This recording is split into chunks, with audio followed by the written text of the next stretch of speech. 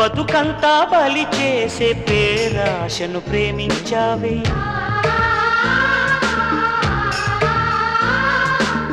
బతుకంతా బలి చేసే పేరాశను ప్రేమించావే, వెలుగుల్నే వెలివేసే కలలోనే జీవించావే, అమృతమే చెల్లించి ఆ విలువతో హలాహలం కొన్నావే అతి తెలివితో.